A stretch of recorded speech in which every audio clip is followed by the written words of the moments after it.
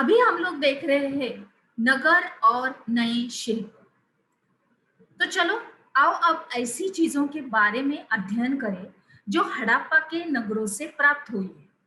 अभी तक हम लोगों ने क्या क्या देखा कि वहाँ के घर का पूरा हमने नक्शा देखा, उसकी रचनाएं देखी कि किस तरह से कमरे होते थे, आगे कुआं होता था, नाले की किस तरह से व्यवस्था थी, हम लोगों ने देखा। अभी हम लोग और भी कुछ कुछ चीजें इसमें देखेंगे। तो पुरातत्वविदों को जो चीजें वहां मिली है उनमें अधिकतर पत्थर शंख, तांबे, कांसे, सोने और चांदी जैसी धातुओं से बनाई गई थी। जो भी चीजें बनाई गई है वो किस किस धातु से बनाई गई है? देखिए, पत्थर से मिली, पत्थर के बने हुए बर्तन मिले, पत्थर के बनी हुई चीजें मिली। उसके बाद शंख, उसके बाद तांबा, उसके बाद कांसा एक सोने जैसा या इतना महंगा नहीं रहता, लेकिन ये एक धातु है, एक इस तरह से। उसके बाद सोना चांदी तो है था ही, उसके भी कुछ चीजें मिली है। और क्या क्या मिला है देखते हैं, मतलब किस चीज से क्या क्या मिला है। तो तांबे और कांसे से औजार मिले हैं, कुछ औजार, कुछ बनाया गया, हथियार मिले हैं, और गहने और बर्तन बनाए जाते थे। देखिए, तांबे के भी वो बर्तन, हथियार, औजार और गहने भी बनाते थे। एक बार फिर से बोलती हूँ, तांबे और कांसे से औजार, हथियार, गहने और बर्तन बनाए जाते थे। और सोने और चांदी से गहने और बर्तन, ये दोनों भी बनाए जाते थे। देखिए, नीचे हमें चित्र भी दिया गया है, किस तरह से उनके गहने थे, किस तरह से उनके हथियार औजार थे। और वहां पे कुछ हमें जानकारी भी दी गई है, देखते हैं इस जानकारी में क्या है। इधर लिखा गया है कि ऊपर पत्थर के बांट दे, कितने ध्यान से और उपयुक्त तरीके से इन बांटों को बनाया गया है, मतलब किस तरह से काटा है, बराबर उसका आकार बनाया गया है। और इन बाटों को बनाया गया है और इन्हें चर्ट पत्थर से बनाया गया था। इन्हें शायद बहुमूल्य पत्थर और धातुओं को तौलने के लिए बनाया गया था। तौलने के लिए कि मतलब वजन रहता है, हम लोग एक तागड़ी में वजन डालते हैं, दूसरी तरफ हमारी चीजें होती है, हम लोग उसको तोल मोल करते हैं, उस तरीके से। यानी देखिए बच्चों, किस तरह से हमारे पुराने जमाने के लोग थे, कितने होशियार थे। और उन्हीं से हम लोगों ने अभी ये सब कुछ सीखा है कि किस तरह से तोल मोल भाव करते थे। आगे चलते हैं। आगे दिया गया है कि मध्य से बाएं इस तरफ से इनमें से कई कार्निलियन पत्थरों से बनाए गए थे, और पत्थरों को काट कर और तराश कर उनको मन के बनाए गए। मतलब तराश कर मतलब अच्छी तरह से घिस घिस के, जो टेढ़ा मेढ़ापन होता है, जो उसमें कुछ नुकीलापन होता है, वो पूरा काट के, पूरा तराश के एकदम सीधा करके उसको अच्छी तरह से बनाया गया। और इनके बीच छेद किए गए थे ताकि धागा डालकर माला भी बनाई गई, माला भी बनाई जाए। तो देखिए किस तरह से सभी जगह, सभी चीजों में इनका उपयोग वो करते थे, किस तरह से तौलने के लिए भी, गहने के लिए भी, सभी चीजें के लिए। आगे जाते हैं। आगे है कि माला बनाने के लिए तो देख ही रहे हैं हम लोग, तो उसके आगे और क्या क्या है देखते हैं। ताकि माला बन सके और उसको अच्छी तरह से हम लोग इस्तेमाल कर सकते हैं।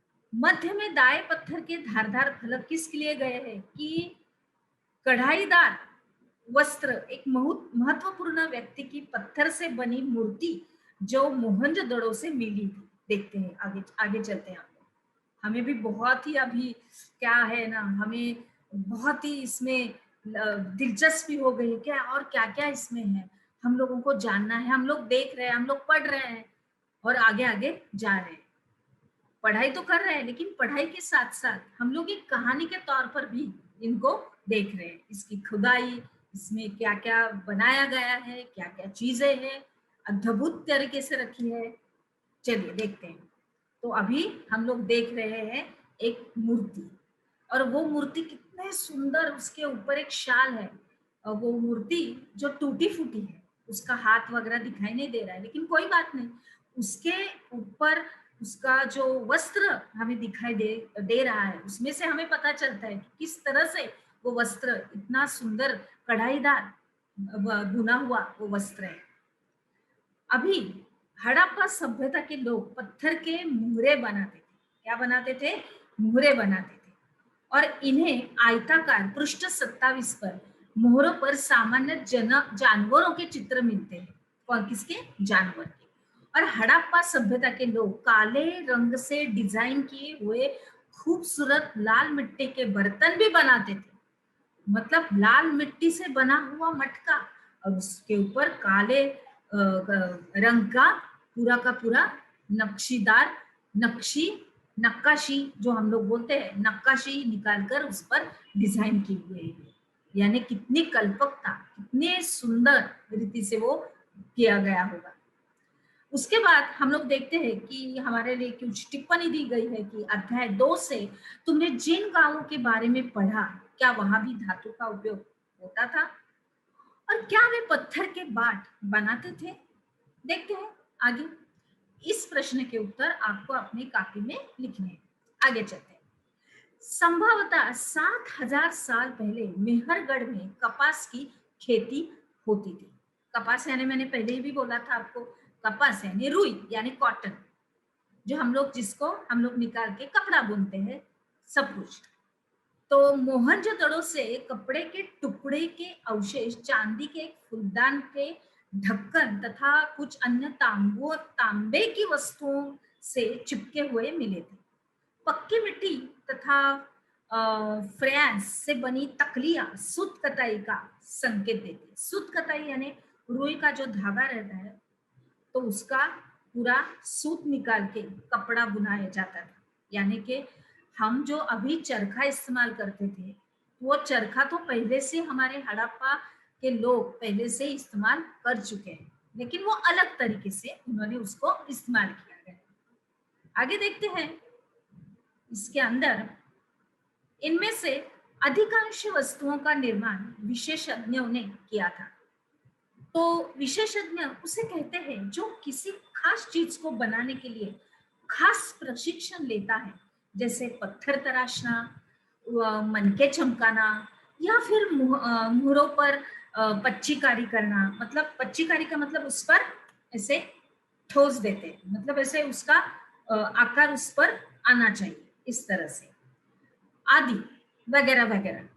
तो पृष्ठ 28 पर चित्र हम लोगों ने जो देखा था कि मूर्ति का चेहरा कितने आकर्षक ढंग से बनाया गया है, और उसकी दाढ़ी कितनी अच्छी तरह दर्शाई गई है। तो दाढ़ी में भी सीधी साधी दाढ़ी नहीं बनाई है, तो उसमें भी कुछ अलग से बनाया गया है, थोड़ी से और भी अच्छी तरह से दिखने के लिए। आगे जाते हैं। यह किसी विशेषज्ञ मूर्तिकार का ही काम हो सकता है। यानी कि हमारे हड़प्पा में जो लोग रहते थे, उसमें शिल्पकार थे, विशेषज्ञ भी उस तरह से थे, लिपिक थे, शासक थे, और उसी तरह से मूर्तिकार भी थे। अभी हम लोग वही देख रहे थे। आगे जाते हैं।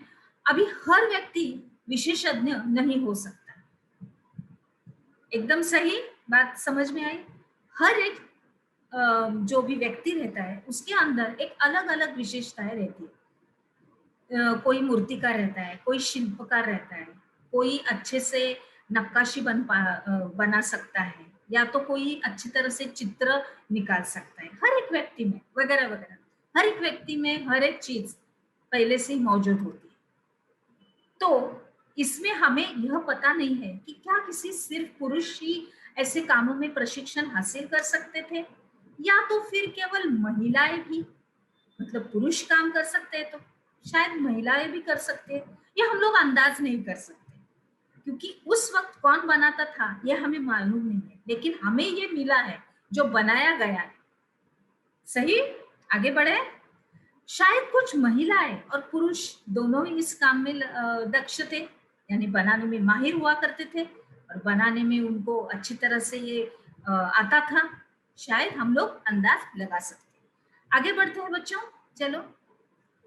अभी ये है फ्रेयांस। अभी क्या है देखते हैं।